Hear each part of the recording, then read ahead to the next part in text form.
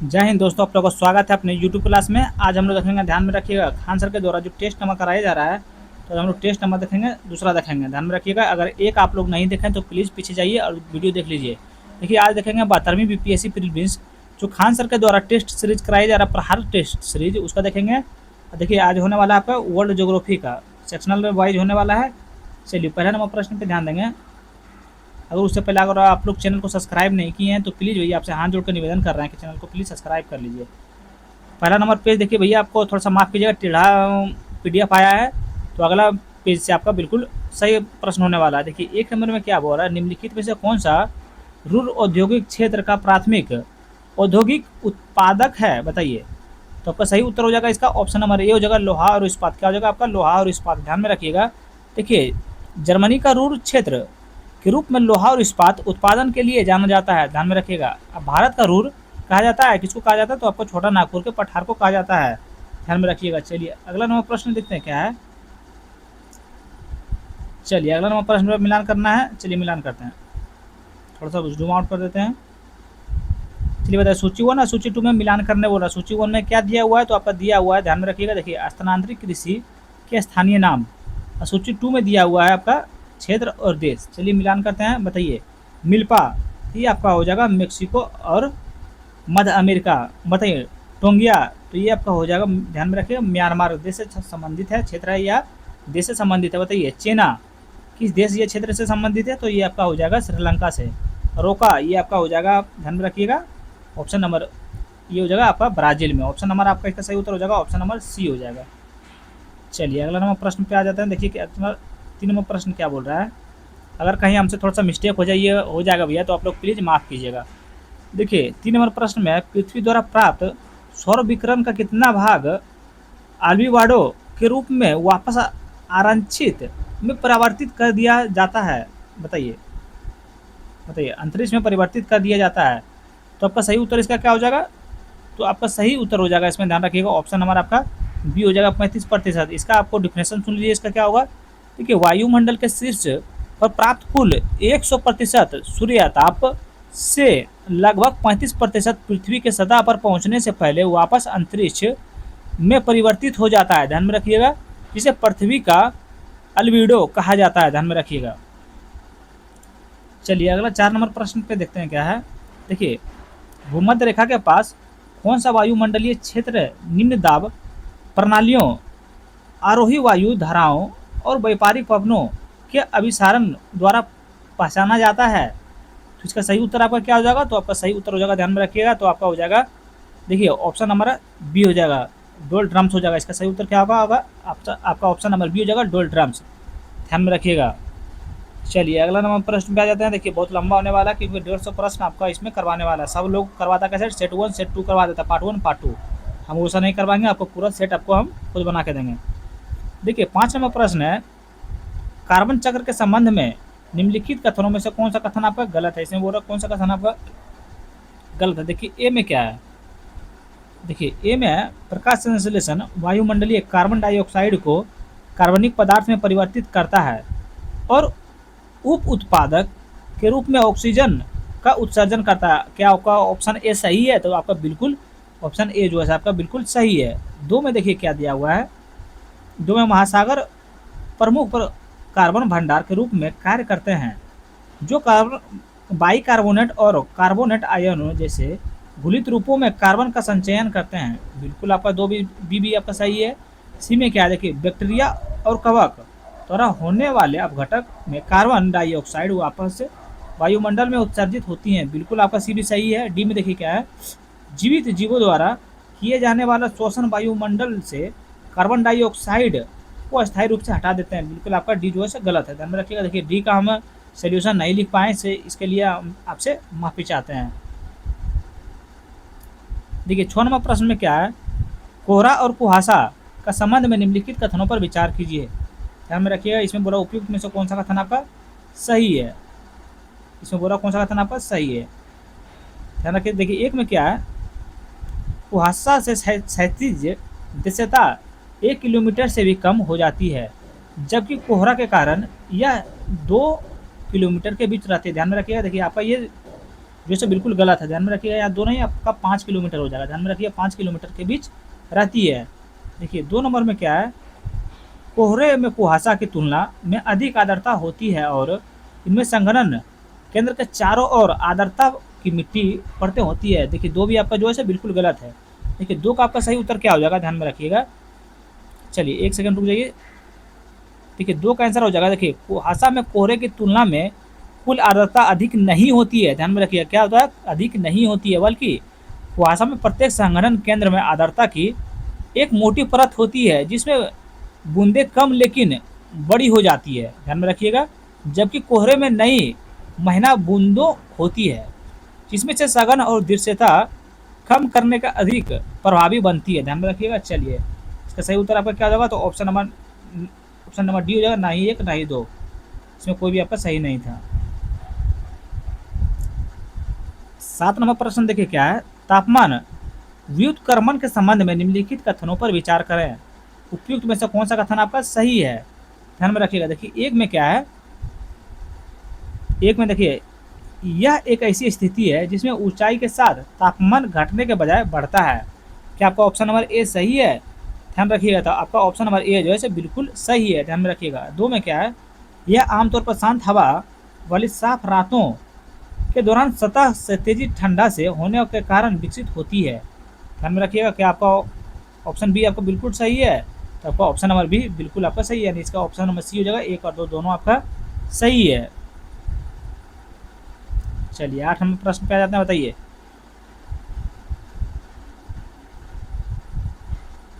8वां प्रश्न देखिए क्या है, कौन सा जलडमरू मध्य लाल सागर को अदन की खाड़ी से जोड़ता है और अरब प्रायद्वीपीय तथा हॉर्न ऑफ अफ्रीका के बीच स्थित है। तो आपका सही उत्तर हो जाएगा ऑप्शन नंबर सी हो जाएगा। क्या हो जाएगा, बाब अल मंदेव जलडमरू मध्य, ध्यान में रखिएगा। ऑप्शन नंबर सी आपका राइट आंसर हो जाएगा। चलिए अगला नंबर प्रश्न पे आ जाते हैं, देखिए क्या है। 9 नंबर प्रश्न देखिए क्या है,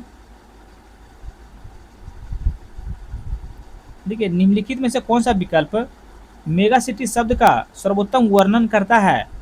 तो आपका सही उत्तर हो जाएगा आपका, ध्यान में रखिएगा। देखिए ऑप्शन नंबर ये हो जाएगा, 10 मिलियन से अधिक आबादी वाला एक महानगरीय क्षेत्र है, ध्यान में रखिएगा। ऑप्शन नंबर 1 आपका बिल्कुल सही हो जाएगा। चलिए 10 नंबर प्रश्न पे आ जाते हैं कि 10 नंबर प्रश्न क्या बोल रहा है, जनसांख्यिकी संक्रमण सिद्धांत के प्रथम चरण में संबंध में निम्नलिखित कथनों पर विचार करें। क्या बोल रहा है, जनसांख्यिकी संक्रमण सिद्धांत के प्रथम चरण के संबंध में निम्नलिखित कथनों पर विचार करें। इसमें बोला उपयुक्त में से कौन सा कथन आपका गलत है, ध्यान में रखिएगा। इसमें बोला कौन सा कथन आपका गलत है, चलिए चुनना है, बताइए। 1 में क्या है, इसकी विशेषता उच्च जन्म दर और मृत्यु दर दोनों है दर है जिनके परिणाम स्वरूप जनसंख्या में तेजी से वृद्धि होती है। बिल्कुल आपका जो है 1 देखिए गलत है, ध्यान रखिएगा। 1 देखिए आपका गलत है। देखिए 1 में सही क्या हो जाएगा, देखिए प्रथम चरण की विशेषता उच्च जन्म दर और उच्च मृत्यु दर हैं जिसके परिणाम स्वरूप जनसंख्या वृद्धि नगण्य या बहुत कम होती है, ध्यान रखिएगा। बहुत कम होती है, वृद्धि नहीं है तो बहुत कम होती है। 2 में देखिए क्या है, इस चरण में जनसंख्या पिरामिड के आधार पर संकीर्ण और शीर्ष चौड़ा होता है क्योंकि जीवन प्रत्याशा उच्च होती है। क्या आपका ऑप्शन बी सही है, तो बिल्कुल आपका ऑप्शन नंबर बी सही है, यानी इसका सही उत्तर क्या हो जाएगा आपका, तो आपका ऑप्शन नंबर ए हो जाएगा। केवल 1 आपका जो है सो गलत है। इसमें बोला था कौन सा आपका गलत है, ध्यान रखिएगा। चलिए 11 नंबर प्रश्न देखिए क्या है, निम्नलिखित में से कौन सा विकल्प एंट्रीपोर्ट शब्द का सही वर्णन करता है, बताइए। तो आपका सही उत्तर इसमें हो जाएगा, ध्यान रखिएगा। चलिए अगला नंबर प्रश्न पे आ जाते हैं, तो आपका सही उत्तर हो जाएगा ऑप्शन नंबर बी हो जाएगा, बताइए। यह एक ऐसा केंद्र है जहां वस्तुओं के आयात, भंडारण और बिना किसी प्रसंस्करण के पुनः निर्यात किया जाता है। ऑप्शन नंबर बी आपका बिल्कुल सही आंसर हो जाएगा। चलिए 12 नंबर प्रश्न देखिए, विश्व व्यापार संगठन WTO का मुख्यालय कहाँ है।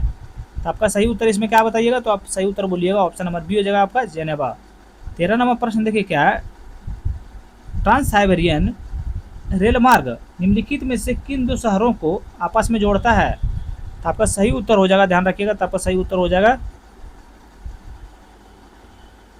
तो आपका सही उत्तर हो जाएगा ऑप्शन नंबर ए हो जाएगा, बताइए। मॉस्को से वाल्बिडो वास्तोक ध्यान में रखिएगा, ऑप्शन नंबर ए आपका बिल्कुल सही आंसर हो जाएगा। चलिए अगला नंबर प्रश्न पे आ जाते हैं। 14 नंबर प्रश्न देखिए, कथन एक है कारण आर है। कथन एक में क्या है, इंटरनेट ने चतुर्थ सेवाओं के वैश्विक विस्तार को सुगम बनाया है। कारण आर में है, इंटरनेट के तकनीकी प्रसार से दुनिया भर में प्राथमिक और द्वितीयक क्षेत्र में गतिविधि के स्वचालन को तेज कर दिया है। इसमें बोल रहा है सही उत्तर आपका चुनने बोल रहा है, तो चलिए बताइए, तो ऑप्शन नंबर बी आपका हो जाएगा। देखिए ए और आर दोनों सही है और आर ए की सही व्याख्या नहीं कर रहा है, ध्यान रखिएगा। चलिए अगला नंबर प्रश्न पे आ जाते हैं। ठीक है, 15 नंबर प्रश्न क्या बोल रहा है, निम्नलिखित कथनों पर विचार करें और उपयुक्त में से कौन सा कथन आपका सही है। देखिए एक में क्या है, ध्यान में रखिएगा, इसमें आपका क्या बोल रहा है, उपयुक्त में से कौन सा कथन आपका सही है। देखिए एक में है, जनसंख्या आमतौर पर मध्य जलवायु और विश्व संगनीय वर्षा वाले क्षेत्रों में केंद्रित होती है। आपका देखिए एक तो बिल्कुल सही है, इसमें कौन सा बोल रहा है, कौन सा सही है। दो में देखिए क्या है, ऊंचाई वाले और अत्यधिक ठंडे क्षेत्र में आमतौर पर जनसंख्या घनत्व अधिक होता है। ध्यान में रखिए, क्या आपका ऑप्शन नंबर बी सही है, तो बिल्कुल आपका जो सभी आपका गलत है, ध्यान में रखिएगा। देखिए इसका सही हो जाएगा आपका, देखिए अधिक ऊंचाई पर अत्यधिक ठंडे क्षेत्रों में जनसंख्या घनत्व कम होता है, अधिक नहीं होता, यहाँ पे आपका क्या हो जाएगा, कम होता है। तीन में देखिए एक क्या है, उपजाऊ मिट्टी और नदी घाटियाँ संघनन जनसंख्या समूहों का समर्थन करती है। क्या आपका बिल्कुल सही है, आपका तीन जो है सो बिल्कुल सही है, ध्यान में रखिएगा। चार देखिए क्या, मरुस्थलीय क्षेत्रों में जनसंख्या घनत्व कम रहता है, जिसका मुख्य कारण उच्च सौर विकिरण है जो रासायनिक अपक्षय को रोकता है। ध्यान में रखिएगा, चार क्या आपका सही है, चार आपका बिल्कुल गलत है, ध्यान में रखिएगा। देखिए इसका आपका सही हो जाएगा, रेगिस्तान में जनसंख्या घनत्व कम होने का मुख्य कारण पानी की कमी है, न कि रासायनिक अपक्षयन का कम होना। ध्यान में रखिएगा, क्या कमी होता है, पानी के कारण होता है। चलिए 16 नंबर प्रश्न देखिए मिलान करने वाला है, चलिए मिलान करते हैं। चलिए थोड़ा बताइए, सूची 1 है, सूची 2 में मिलान करना। सूची 1 में क्या, जनजातीय समूह, सूची 2 में क्या, देश अर्जित क्षेत्र। चलिए बताइए, मसाई कौन सा देश या क्षेत्र से संबंधित है, तो आपका सही हो जाएगा, मसाई का हो जाएगा आपका केन्या। बताइए नवाजो, तो ये नवाजो का आपका क्या हो जाएगा, तो आपका हो जाएगा, ध्यान में रखिएगा, एक में संयुक्त राज्य अमेरिका हो जाएगा। बताइए बोडावे, तो ये आपका हो जाएगा, ध्यान में रखिएगा, चाड में हो जाएगा। चुआर, तो ये आपका हो जाएगा इक्वाडोर में हो जाएगा, ध्यान में रखिएगा, ऑप्शन नंबर डी आपका बिल्कुल सही आंसर है। चलिए अगला 17 नंबर प्रश्न पे आ जाते हैं। 17 नंबर प्रश्न क्या है, निम्नलिखित में से जनसंख्या पिरामिड के प्रकार और उनके संबंधित देशों के कौन से युग्म सुमेलित हैं। बताइए जनसंख्या पिरामिड का प्रकार है और देश है, इसमें बोल रहा है कौन सा युग्म सुमेलित है, बताइए सही उत्तर चुनने बोल रहा है। तो बताइए, देखिए विस्तारित पिरामिड नाइजीरिया, क्या आपका सही है ये, ध्यान रखिएगा, क्या आपका ये सही है, तो ये जो है सो बिल्कुल आपका सही है, नाइजीरिया आपका बिल्कुल सही है। स्थिर पिरामिड आप संयुक्त राज्य अमेरिका बिल्कुल सही है। संकुचित पिरामिड जर्मनी आपका बिल्कुल सही है, इसका सही उत्तर आपका हो जाएगा ऑप्शन नंबर डी हो जाएगा, आपका तीनों इसमें जो है सो सुमिलित है। चलिए अगला 18 नंबर प्रश्न पे आ जाते हैं। चलिए बताइएगा, शुष्क क्षेत्रों में पवन अपर्दन द्वारा विकसित भू आकृतियों के संबंध में निम्नलिखित कथनों पर विचार करें। इसमें बड़ा उपयुक्त में से कौन सा कथन आपका सही है। देखिए एक में क्या है, शैल छत्रक तब बनते हैं जब पवन चट्टाने के शीर्ष की तुलना में उनके आधार को अधिक अपर्दित करती है, उन्हें मशरूम जैसे आकार मिलता है। क्या आपका एक सही है, ध्यान रखिएगा, तो एक जो है सो आपका ध्यान में रखिएगा। चलिए इसका पहले आंसर देख लेते हम लोग, क्या है, एक सेकंड रुक जाइए।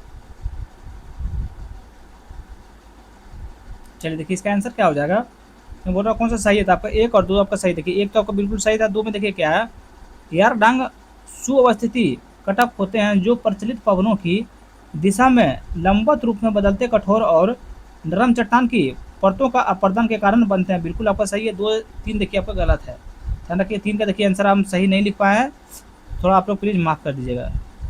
देखिए अगला 19वां प्रश्न देखिए क्या है, कथन एक है कारण आर है। कथन एक में क्या है, वाकर परिसंचरण मध्य रेखीय प्रशांत महासागर के ऊपर पूर्व पश्चिम वायुमंडलीय परिसंचरण शामिल होता है। कारण आर में गर्म पश्चिम प्रशांत महासागर वायु के ऊपर उठते हैं के लिए प्रेरित करता है, जबकि ठंडा पूर्वी प्रशांत महासागर वायु के नीचे उतरने के लिए प्रेरित करता है और सतही हवाएं पूर्व से पश्चिम की ओर बहकर इस चक्र को पूरा करती है। इसमें सही उत्तर चुनने बोल रहा था, आपका सही उत्तर क्या हो जाएगा, ध्यान रखिएगा। आपका सही उत्तर हो जाएगा ऑप्शन नंबर ए हो जाएगा। ए और आर दोनों सही है और आर ए की सही व्याख्या भी करता है, ध्यान रखिएगा। चलिए अगला नंबर प्रश्न पे आते हैं। चलिए 20 नंबर प्रश्न देखिए क्या है। देखिए, महासागरीय लवणता को प्रभावित करने वाले कारणों के संबंध में निम्नलिखित में से कौन सा कथन आपका सही है। बताइए, इसमें बोल रहा कौन सा कथन आपका सही है। पहला देखिए क्या है, ध्यान रखिए। एक में देखिए, सतह की लवणता मुख्य रूप से वाष्पीकरण और वर्षण द्वारा नियंत्रित होती है। क्या आपका एक सही है, तो ये आपका बिल्कुल कथन सही है। दो में है, नदियों के ताजे पानी की आवक तटीय क्षेत्रों में लवणता को कम करती है। क्या आपका ये सही है, कथन दो भी आपका बिल्कुल ये सही है। तीन में देखिए क्या है, अत्यधिक और विकिरण और उच्च वाष्पीकरण के कारण भूमध्य रेखीय पर अधिकतम सतही लवणता दर्ज की जाती है। तीन आपका सही है। तीन भी देखिए आपका बिल्कुल जो है गलत है, ध्यान में रखिएगा। देखिए तीन आपका गलत है, तीन का आपका सही हो जाएगा। महासागर के उच्च लवणता भूमध्य रेखा पर नहीं बल्कि उपोष्ण कटिबंधीय क्षेत्रों में पाई जाती है, ध्यान में रखिएगा। यहाँ देखिए क्या बोल रहा है, वाष्पीकरण, ये आपका देखिए उच्च वाष्पीकरण के कारण नहीं होती है, ध्यान में रखिएगा। ये आपका हो जाएगा कहाँ पे, उष्ण कटिबंधीय, ध्यान में रखिएगा। सॉरी, यहाँ ध्यान रखें, भूमध्य रेखा पर नहीं बल्कि आपका उपोष्ण कटिबंधीय पर बनता है।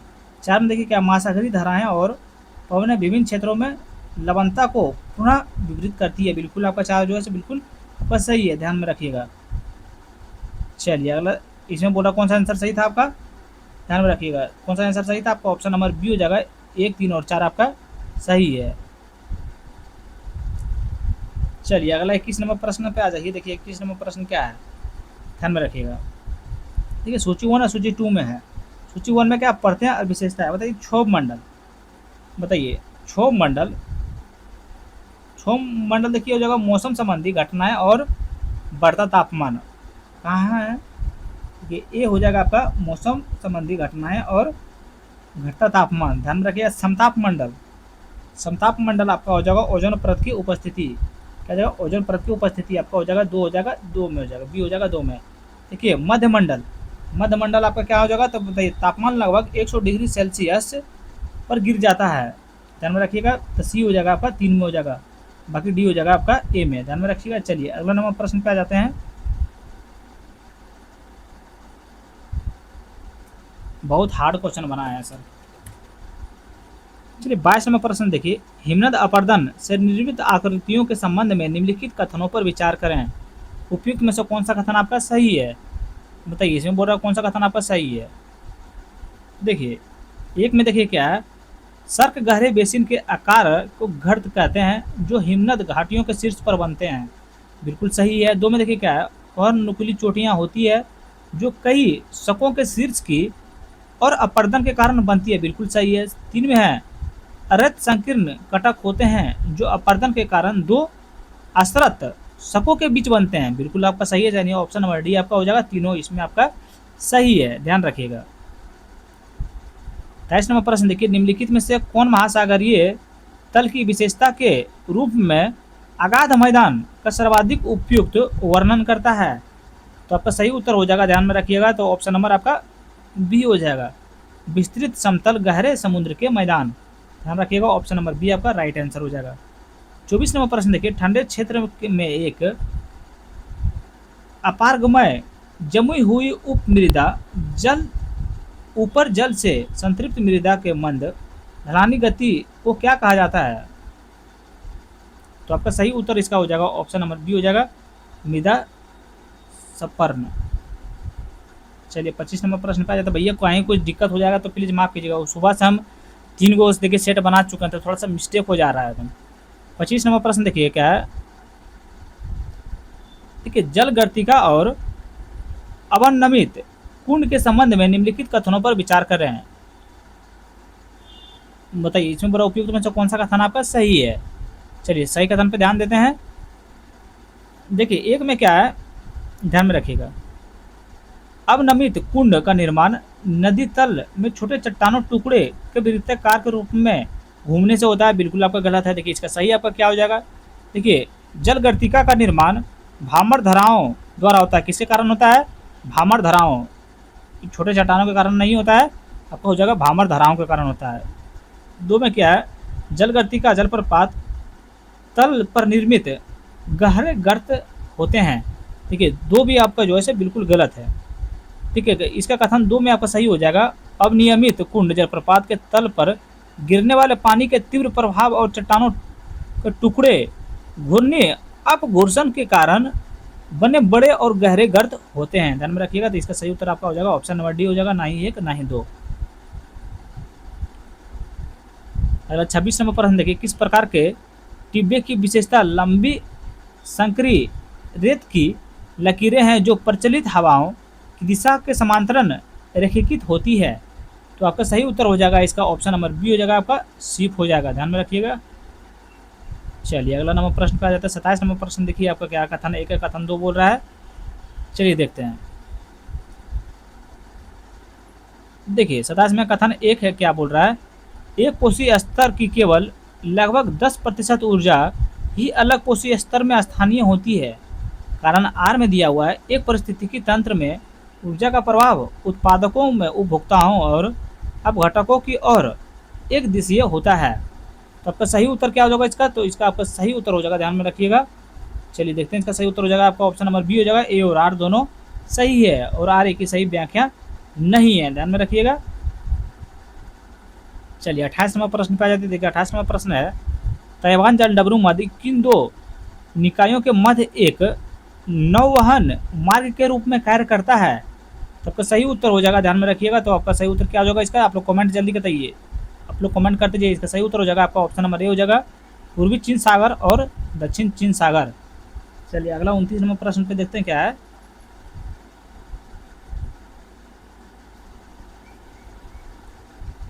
29 नंबर प्रश्न देखिए, बोल रहा है निम्नलिखित में से कौन सा देश ओमान की खाई के साथ सीमा साझा नहीं करता है। तो आपका सही उत्तर हो जाएगा, ध्यान में रखिएगा। क्या होगा इसका सही उत्तर, आप लोग कमेंट करिए। देखिए जब तक हमें आंसर नहीं बताता आप लोग कमेंट कर दीजिए। इसका सही उत्तर हो जाएगा आपका ऑप्शन नंबर डी हो जाएगा, सऊदी अरब। 30 नंबर प्रश्न देखिए क्या है, समताप रेखाओं के विकर्ण के संबंध में निम्नलिखित कथनों पर विचार करें। इसमें बोला उपयुक्त में से कौन सा कथन आपका सही है। इसमें बोला कौन सा कथन आपका सही है, तो बताइए कौन सा कथन सही है आपका। तो ऑप्शन नंबर देखिए एक में क्या है, जनवरी माह में गर्म समुद्री धाराओं के प्रभाव के कारण उत्तरी गोलार्ध में महासागरों के ऊपर समताप रेखाएं उत्तर की ओर खिसक जाती है। बिल्कुल सही है। दो में है, क्या महाद्वीपों के ऊपर भूमि की सतहों के तेजी ठंडे और गर्म होने के कारण समताप रेखाओं में अधिक विचलन होता है। यानी इसका सही उत्तर हो जाएगा आपको ऑप्शन नंबर सी हो जाएगा, आपका दोनों जो है सो सही है।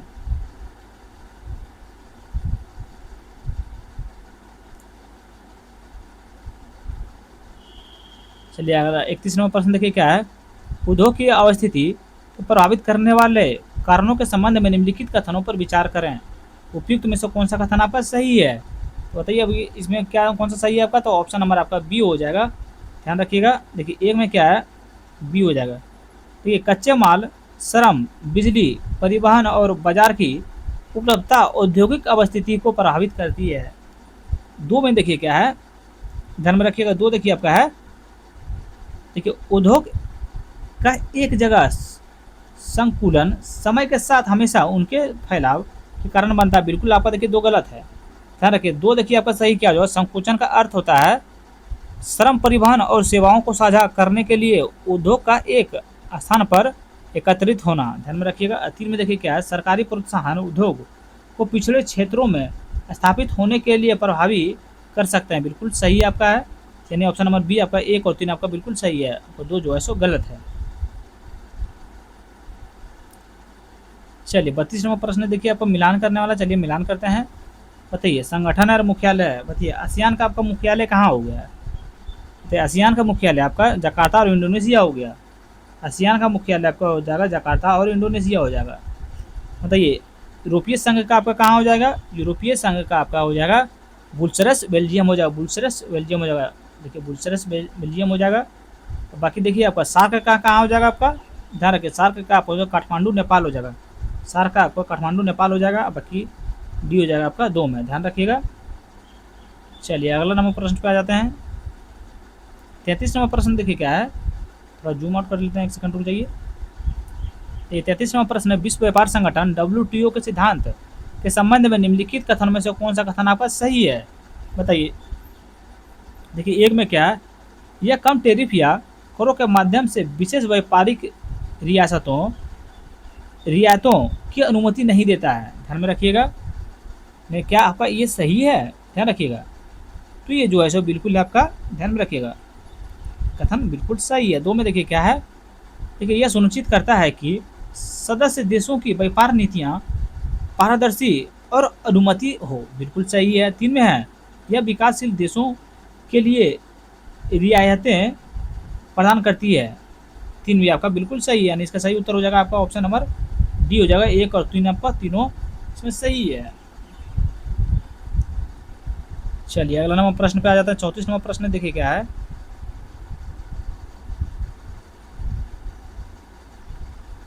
34 नंबर प्रश्न देखिए, निम्नलिखित में से कौन से मानव विकास सूचकांक HDI घटक हैं, निम्नलिखित कूट का उपयोग कर सही उत्तर चुने।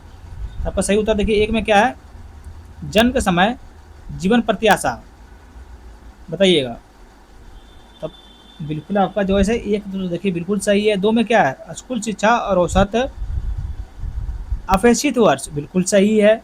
3 में देखिए प्रति व्यक्ति सकल राष्ट्रीय आय, बिल्कुल सही है। 4 में जो है शिशु मृत्यु दर, बिल्कुल आपका गलत है। ध्यान में सही उत्तर चुनने बोल रहा था, आपका ऑप्शन नंबर बी हो जाएगा 1, 2 और 3। 35 नंबर प्रश्न पे आ जाते हैं। देखिए 35 नंबर प्रश्न क्या बोल रहा है आपका, कथन 1 है, कथन 1 में बोल रहा है अधिकतर उद्योग की तुलना में एल्युमिनियम स्टीलिंग उद्योग बहुत अधिक बिजली खपत होती है। देखिए कारण आर में इसमें एल्युमिनियम और इलेक्ट्रोलाइटिक रिडक्शन का इस्तेमाल होता है, जिसके लिए एल्युमिनियम निकालने के लिए लगातार अधिक बिजली की ज़रूरत होती है। तो सही उत्तर चुनने बोल रहा था, आपका सही उत्तर क्या हो जाएगा इसका, तो आपका सही इसका उत्तर हो जाएगा ऑप्शन नंबर बी हो जाएगा। देखिए ए और आर दोनों सही है और आर एक ही सही व्याख्या नहीं करता है, ध्यान रखिएगा।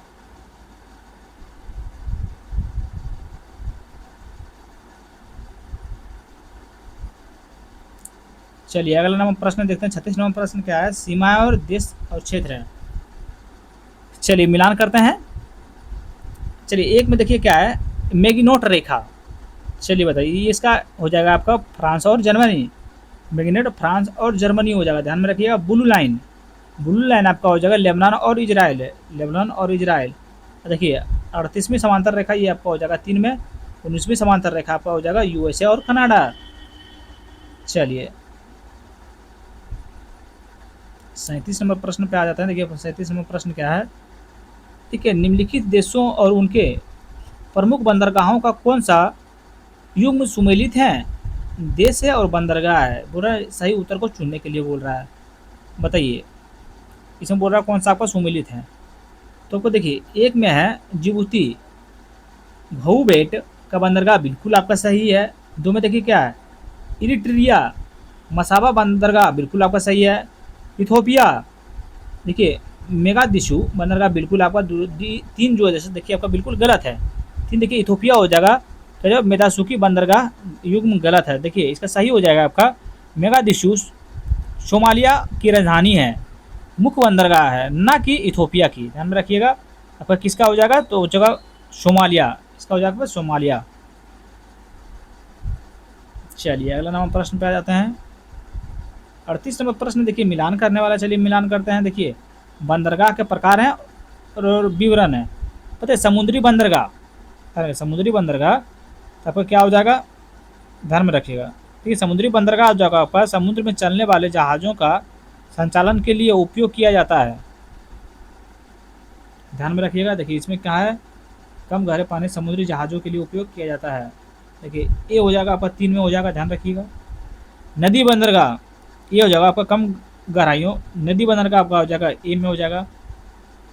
मत्स्य बंदरगाह तो ये आपका हो जाएगा, ये हो जाएगा देखिए आपका 4 में हो जागा, और शुक्ल बंदर का ये आपका हो जाएगा, सॉरी आपका ये हो जाएगा आपका 2 में हो जाएगा। आप लोग प्लीज़ यहाँ पे वीडियो पॉज कीजिए, 1 सेकंड के लिए पढ़ लीजिए और प्लीज़ चैनल को सब्सक्राइब कर लीजिए। चलिए अगला नंबर प्रश्न देखिए क्या है। ठीक है, सूची 1 और सूची 2 में मिलान करना। सूची 1 में घास का मैदान और क्षेत्र है, बताइए पंपास।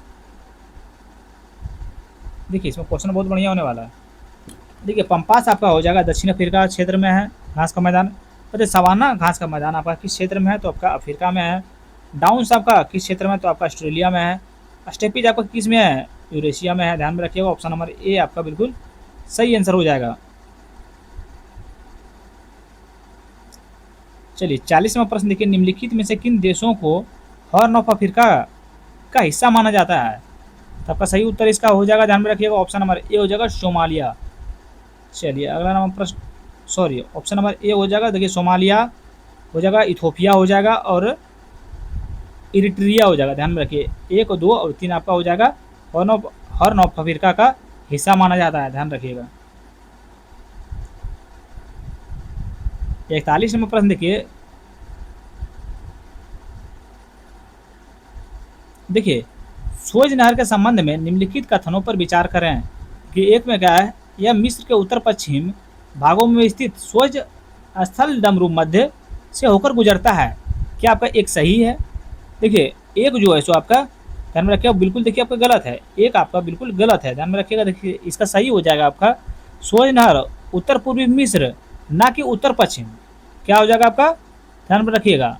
देखिए सुएज नहर उत्तर पूर्वी ना कि उत्तर पश्चिमी। देखिए उत्तर पूर्व बोल रहा है तो यहाँ उत्तर पश्चिम बोल रहा है, यहाँ उत्तर पश्चिम नहीं होगा, आपका उत्तर पूर्व हो जाएगा, उसके बाद ये आपका सही हो जाएगा, ध्यान रखिएगा। 2 में देखिएगा, यह अफ्रीका महाद्वीप को सिनाई प्रायद्वीप से अलग करता है। 2 जो है आपका ध्यान में रखिएगा, कथन 2 तो यही होना चाहिए आपका, कथन 2 आपका बिल्कुल सही है। 3 में देखिए, यह भूमध्य सागर के प्रवेश द्वार में स्थित पोर्ट साइड को लाल सागर पर स्थित सुएज नहर से जोड़ता है। आपका 3 जो है तो ध्यान रखिएगा, आपका कथन 3 जो है सो बिल्कुल आपका सही है, यानी इसका सही उत्तर आपका क्या हो जाएगा, तो आपका सही उत्तर हो जाएगा ऑप्शन नंबर बी हो जाएगा आपका, 2 और 3 आपका सही है।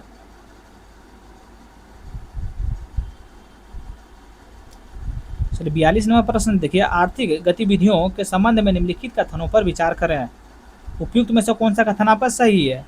चलिए बताइएगा उपयुक्त में से कौन सा कथन सही है, तो आपका ऑप्शन नंबर देखिए 1 में देखिए क्या है, सही बोल रहा है। 1 में प्राथमिक गतिविधियों आमतौर पर पूंजी प्रावधान होता है और बड़े पैमाने पर की जाती है, ध्यान में रखिए, बड़े पैमाने पर की जाती है। क्या कथन 1 आपका बिल्कुल सही है। देखिए कथन 1 आपका जो है सो गलत है। देखिए कथन 1 का आपका देखिए सही क्या हो जाएगा, प्राथमिक गतिविधियां सीधे प्राकृतिक संसाधनों जैसे भूमि, जल, वनस्पति और खनिज पर निर्भर रहती है, ध्यान रखिएगा। 2 में द्वितीयक आर्थिक गतिविधियों के प्राकृतिक संसाधनों का बिना किसी प्रसंस्करण प्रत्यक्ष उपयोग शामिल होता है।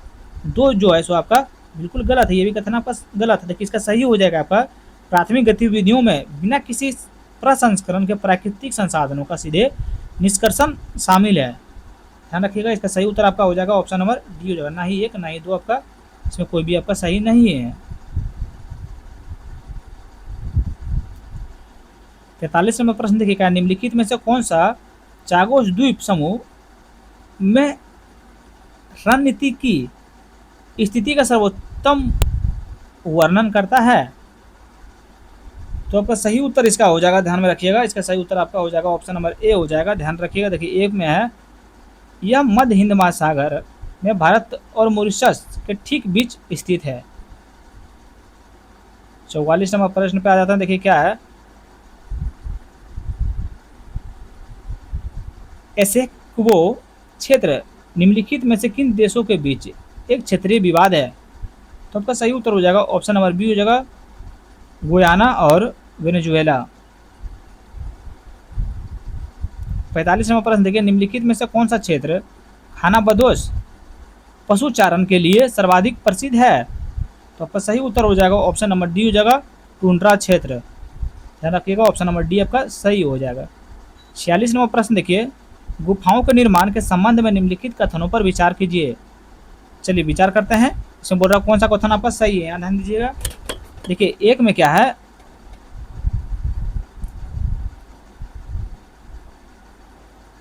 देखिए एक में बोल रहा है स्टेलेटाइटस गुफा की छत से लटकने वाली संरचनाएं होती है जो नीचे और पतली होती है, बिल्कुल सही है। दो में देखिए क्या है, स्टेलेगोमाइटस गुफा के फर्श के ऊपर और बढ़ने वाली संरचनाएं होती है जो पटकते पानी के निक्षेपण से बनती है। क्या आपका दो कथन सही है, ध्यान रखिएगा। कथन दो भी जो है आपका बिल्कुल सही है। तीन में देखिए क्या है, स्तंभ तब बनते हैं जब स्टेलेटाइटस और स्टेलेमाइटस बढ़कर आपस में मिल जाते हैं, बिल्कुल आपका सही है। यानी इसका सही उत्तर हो जाएगा आपका एक और दो तीनों आपका सही है। ऑप्शन नंबर डी हो जाएगा आपका, तीनों इसमें सही है। 47 नंबर प्रश्न देखिए क्या है,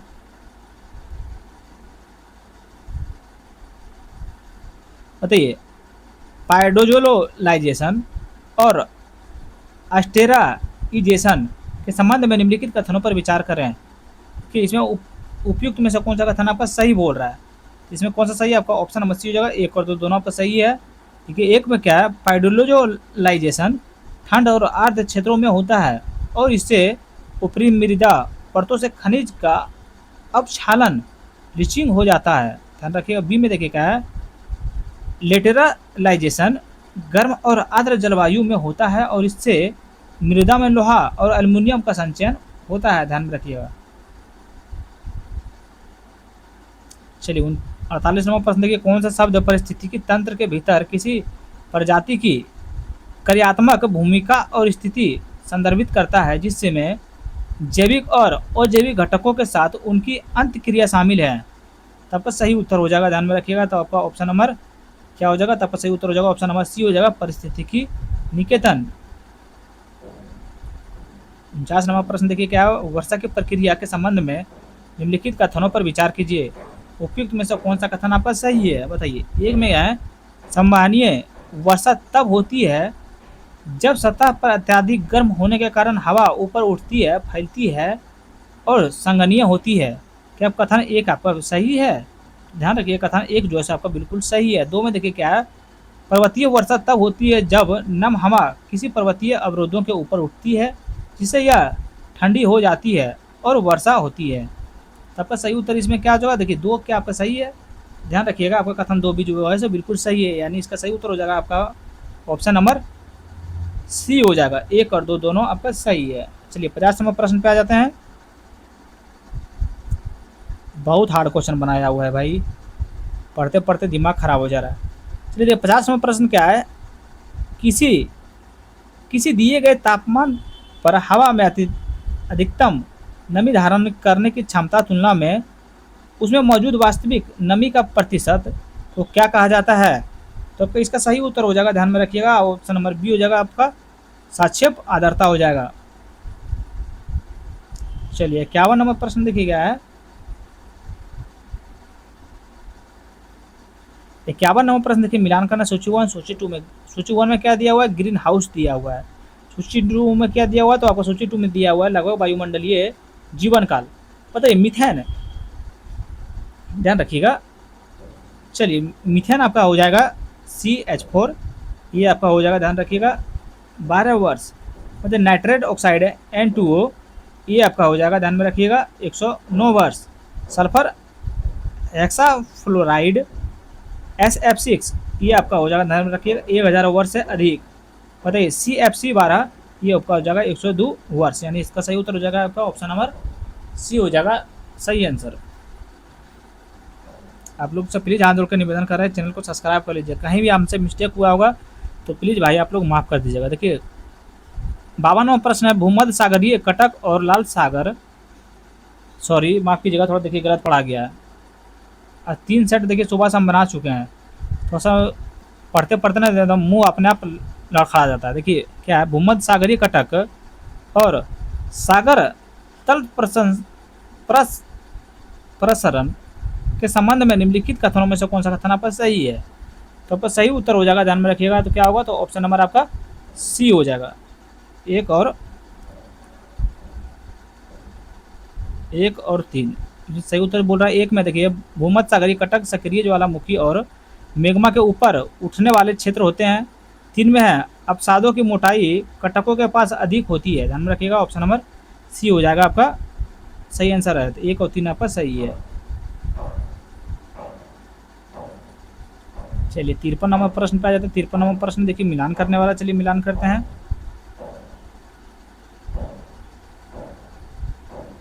बताइए जलवायु के प्रकार है और कोपेन जलवायु कोड है। बताइए उष्ण कटिबंधीय मानसून, ये आपका हो जाएगा, ध्यान रखिए AM। बताइए उप उष्ण कटिबंधीय मरुस्थल, ये आपका हो जाएगा, ध्यान में रखिएगा 3 में हो जाएगा, BWH। समुद्री पश्चिमी तट, ये आपका हो जाएगा, ध्यान में रखिएगा 2 में हो जाएगा।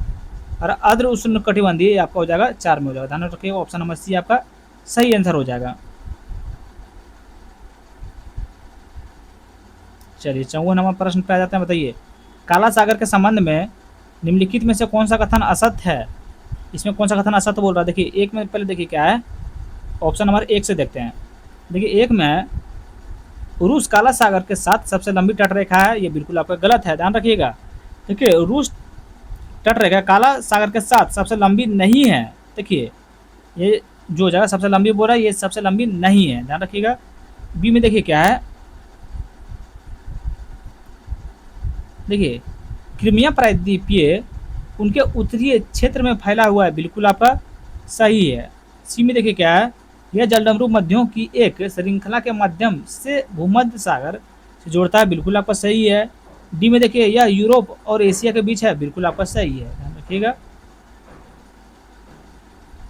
चलिए 55 नंबर प्रश्न देखिए भूमिगत जल से निर्मित और आकृति के संबंध में निम्नलिखित कथनों पर विचार कीजिए। उपयुक्त में से कौन सा कथन आपका सही है।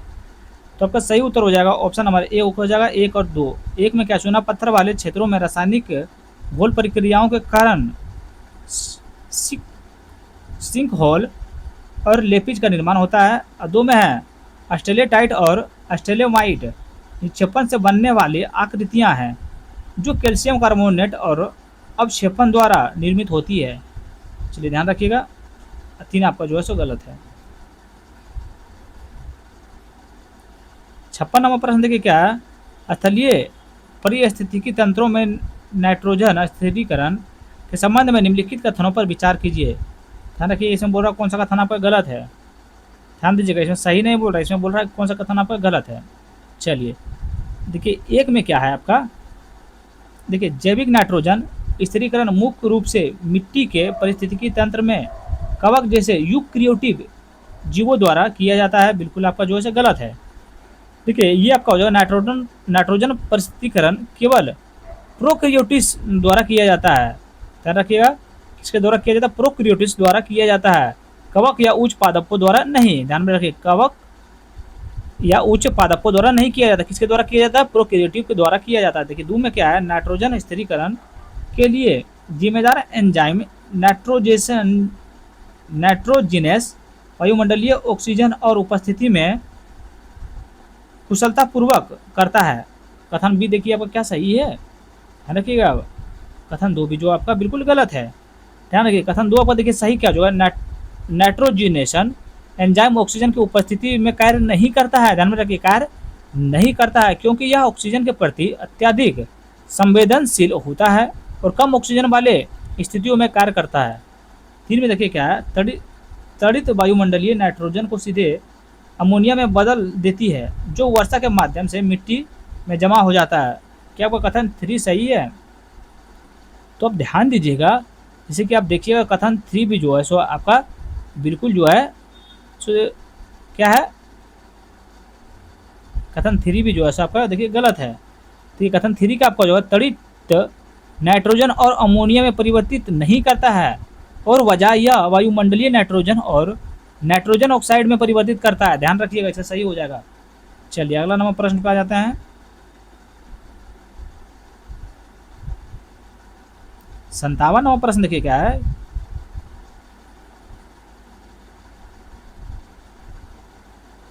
संतावन नंबर प्रश्न है, तुर्की जल डमरू मध्य के संबंध में निम्नलिखित कथनों पर विचार करें। तो मेरा उपयुक्त में से कौन सा आपका सही है, ये कौन सा बोल रहा है आपका सही है, ध्यान रखिएगा। चलिए 1 में देखिए क्या है, 1 में क्या है, डार्डानेल्स जलडमरू मध्य एजियन सागर को मरमरा सागर से जोड़ता है। क्या कथन एक आपका सही है? तो बिल्कुल आपका सही है। कथन दो देखिए क्या है, वासो वॉस्फोरस जलडमरू मध्य मरमरा सागर को लाल सागर से जोड़ता है, बिल्कुल आपका सही है। यानी ऑप्शन नंबर सी हो जाएगा, एक और दो दोनों आपका सही है, ध्यान रखिएगा। चलिए 58 नंबर प्रश्न देखिए, उत्तरी प्रशांत महासागर महासागरीय धाराओं के संबंध में निम्नलिखित कथनों पर विचार करें। उपयुक्त में से कौन सा आपका सही है? देखिए एक में क्या है आपका, ध्यान दीजिएगा, इसका सही उत्तर हो जाएगा आपका ऑप्शन नंबर डी हो जाएगा, इसमें कोई भी आपका सही नहीं है।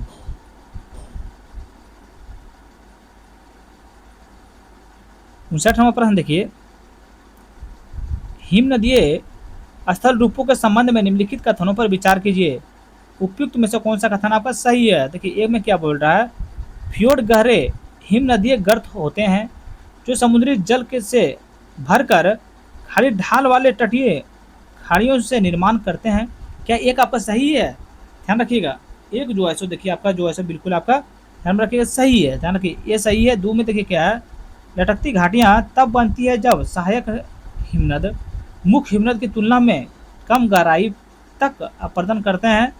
देखिए कथन दो भी जो है सो आपका ध्यान रखिएगा, कथन दो भी आपका सही है, यानी ऑप्शन नंबर सी आपका हो जाएगा, एक और दो दोनों आपका सही है। 60 नंबर प्रश्न देखिए, निम्नलिखित में से कौन सा विकल्प महासागरीय तल की विशेषता के रूप में महाप्रायद्वीपीय मंगनट का सही वर्णन करता है? तो आपका सही उत्तर हो जाएगा, ध्यान रखिएगा, ऑप्शन नंबर बी हो जाएगा, जलमग्न प्रायद्वीपीय किनारा। चलिए 61 नंबर प्रश्न पे देखते हैं, 61 नंबर प्रश्न का सही आंसर क्या होगा। देखिए सूर्य और चंद्रमा समकोण पर होने और उनके गुरुत्वाकर्षण बलों के दूसरे को बेअसर करने की स्थिति में उत्पन्न वाले ज्वर को क्या कहा जाता है? तब का सही उत्तर हो जाएगा ऑप्शन नंबर, ध्यान रखिएगा, इसका सही उत्तर हो जाएगा आपका ऑप्शन नंबर बी हो जाएगा, लघु ज्वर कहते हैं। 62 नंबर प्रश्न देखिए, कौन सी प्रक्रिया अपतटीय हवाओं के परिणाम स्वरूप ठंडे गहरे पानी को समुद्र की सतह पर लगती है? तो आपका सही उत्तर हो जाएगा, इसका ध्यान में रखिएगा, तो ऑप्शन नंबर बी हो जाएगा आपका, अपलेविंग।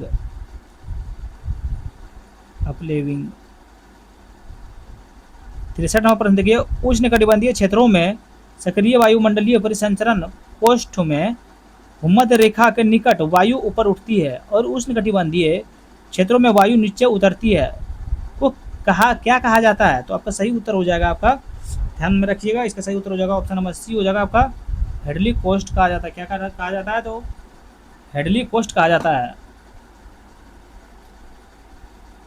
चलिए 64 नंबर प्रश्न पे आ जाती है, टेढ़ा है थोड़ा सा, माफ कीजिएगा क्योंकि पीडीएफ ही वैसा आया है।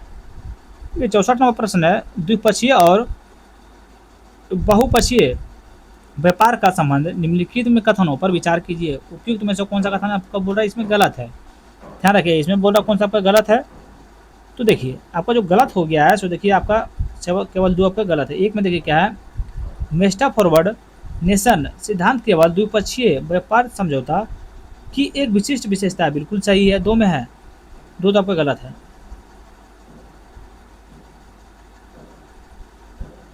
65 नंबर प्रश्न देखिए, बगानी और भूमध्य सागरीय कृषि की विशेषताओं के संबंध में निम्नलिखित कथनों पर विचार कीजिए। उपयुक्त में से कौन सा कथन आपका सही है? एक देखिए क्या है, बगानी कृषि को स्थानीय पारिस्थितिकी तंत्र में संतुलित करने के लिए चक्रीय बहु कृषि प्रणाली द्वारा परिभाषित किया जाता है। कथन एक सही है या गलत है आपका, आप लोग कॉमेंट कीजिए जल्दी। तो देखिए आपका जो है सो कथन एक जो है सो आपका बिल्कुल गलत है। देखिए एक में आपका सही हो जाएगा। देखिए बगानी कृषि बहुकृषीय नहीं है, ध्यान रखिएगा, यह एक एकल कृषि प्रणाली है जिनका अर्थ है कि वाणिज्यिक निर्यात के लिए बड़े क्षेत्रों में ही फसल उगाई जाती है। ध्यान रखिएगा, जैसे हो गया चाय, कॉफ़ी, रबड़, गन्ना, कोको, केला। दो में देखिए क्या है, भूमध्य सागरीय कृषि एक उच्च विशिष्ट वाणिज्यिक प्रणाली है जो मुख्य रूप से अंतर्राष्ट्रीय बाजारों के लिए प्रीमियम बागवानी और अंगूर की खेती के लिए समर्पित है। इसका क्या ये आपको कथन दो सही है? कथन 2 आपका बिल्कुल सही है। इसमें बोलते कौन सा सही है, तो आपका ऑप्शन नंबर बी हो जाएगा, केवल 2 आपका सही है।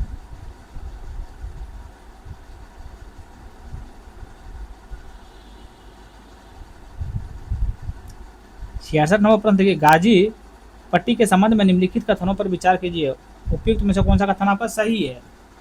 बताइए, एक में देखिए क्या है, इसके ऊपर उत्तर पूर्व में इजराइल तथा दक्षिण पश्चिम में मिस्र स्थित है।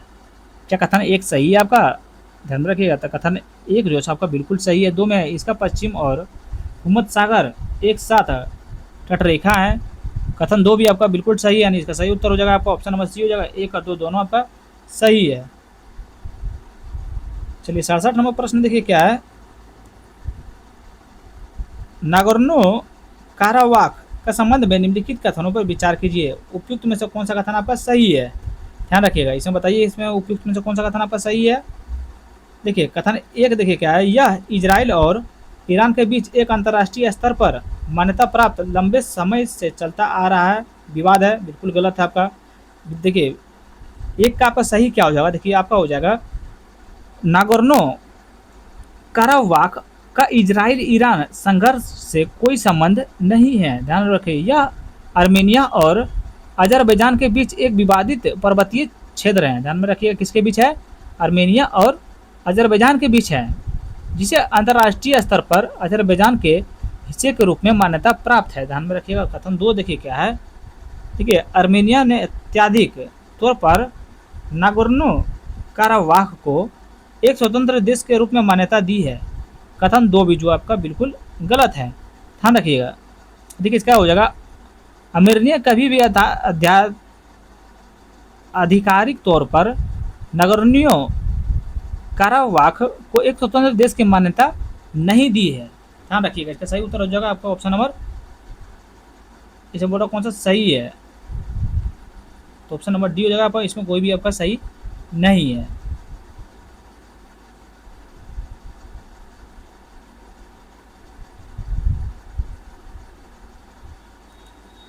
अड़सठ नंबर प्रश्न देखिए क्या है,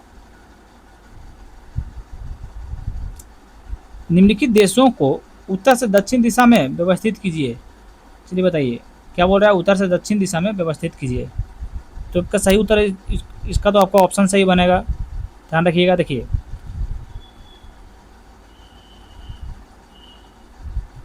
देखिए पहला तो आपका हो जाएगा एस्टोनिया। ध्यान रखिए, पहला हो जाएगा आपका एस्टोनिया। ध्यान रखिए, उसके बाद हो जाएगा लिताविया। ध्यान रखिए, पहला हो जाएगा आपका, दूसरा हो जाएगा लताविया। उसके बाद आपका हो जाएगा डेनमार्क। ध्यान रखिए, उसके बाद डेनमार्क हो जाएगा। उसके बाद हो जाएगा आपका सबसे लास्ट में लिथुआनिया। ध्यान रखिएगा, देखिए एस्टोनिया का आपका हो जाएगा कितना हो जाएगा आपका, देखिए 59 डिग्री उत्तर। देखिए लताविया का आपका हो जाएगा 57 डिग्री उत्तर हो जाएगा। ध्यान रखिएगा, लिथुआनिया का आपका हो जाएगा, ध्यान रखिएगा, लिथुआनिया का आपका हो जाएगा 55। डेनमार्क का आपका हो जाएगा, डेनमार्क का हो जाएगा आपका 56। देखिए पहला हो जाएगा 59 आपका, पहला हो जाएगा, फिर 57 हो जाएगा, फिर 56 हो जाएगा, फिर 55 डिग्री हो जाएगा। ध्यान रखिएगा, ऑप्शन नंबर सी आपका बिल्कुल सही है। 70 नंबर प्रश्न देखिए क्या है, निम्नलिखित में से किस महाद्वीप जनसंख्या वृद्धि दर सबसे अधिक है। तो आपका सही उत्तर हो जाएगा ऑप्शन नंबर डी हो जाएगा, दक्षिण अमेरिका का हो जाएगा। चलिए अगला नंबर प्रश्न पे आ जाते हैं। भैया सुबह से 2-3 को सेट बना चुका हूँ, इसीलिए थोड़ा सा मिस्टेक हो जा रहा है पढ़ते पढ़ते। देखिए 70 नंबर प्रश्न है, फूट लूज उद्योग की विशेषताओं के संबंध में निम्नलिखित में से कौन सा कथन आपका सही है। इसे बोला आपका कौन सा कथन सही है, तो एक देखिए, इसे प्रदूषित नहीं होता, इससे प्रदूषण नहीं होता, बिल्कुल सही है। 2 में है, इसके लिए अत्यधिक कुशल श्रमिकों की आवश्यकता होती है, बिल्कुल सही है। 3 में है कि हीरे सेमीकंडक्टर फूट लूज उद्योग के उदाहरण है, बिल्कुल सही है, यानी इसका सही उत्तर हो जाएगा आपका ऑप्शन नंबर डी हो जाएगा। एक तो तीनों आपका सही है। 71 नंबर प्रश्न देखिए, चतुर्थक और पंचमक गतिविधियों के संबंध में निम्नलिखित कथनों पर विचार कीजिए, उपयुक्त में से कौन सा कथन आपका सही है। बताइए कौन सा कथन आपका सही है, तो इसमें जो है आपका ऑप्शन नंबर देखिए, एक पहले देख लीजिए क्या है। चतुर्थ गतिविधियों में अनुसंधान और विकास से शामिल है, जो विशेष ज्ञान और तकनीकी कौशल पर आधारित उत्पन्न सेवाओं का प्रतिनिधित्व करता है। बिल्कुल सही है।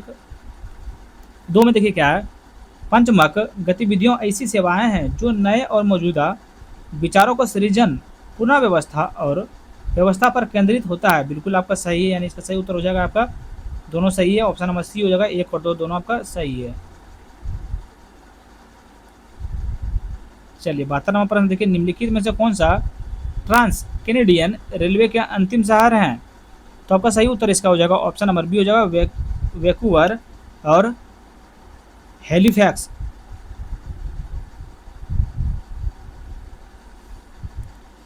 चलिए 73वां प्रश्न देखिए, निम्नलिखित कथनों पर विचार कीजिए, उपयुक्त में से कौन सा कथन आपका सही है? तो बोला कौन सा कथन आपका सही है, तो ऑप्शन नंबर डी हो जाएगा, इसमें ना ही 1 ना ही 2। चलिए अगला नंबर प्रश्न देखते हैं। ठीक है, 73 नंबर का जो सोल्यूशन हम देखिए नहीं लिख पाए हैं, थोड़ा सा माफ कर दीजिएगा।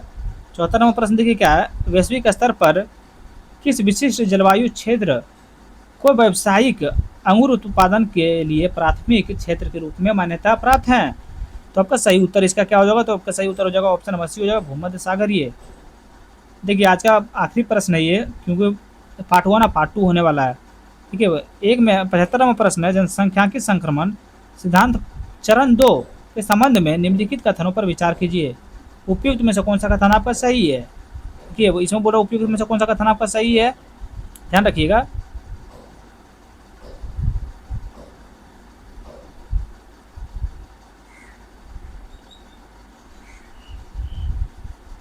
इसमें बोल रहा देखिए आपका कौन सा कथन सही है। देखिए एक में क्या, जनसंख्याकीय संक्रमण के दूसरे चरण में विशेषता तीव्र जनसंख्या वृद्धि है, बिल्कुल सही है। 2 में है, इस चरण के दौरान प्रजनन दर उच्च बनी रहती है, जबकि मृत्यु दर में गिरावट आने लगती है। तो यानी इसका सही आंसर हो जाएगा ऑप्शन नंबर सी हो जाएगा आपका, 1 और 2 दोनों आपका सही है।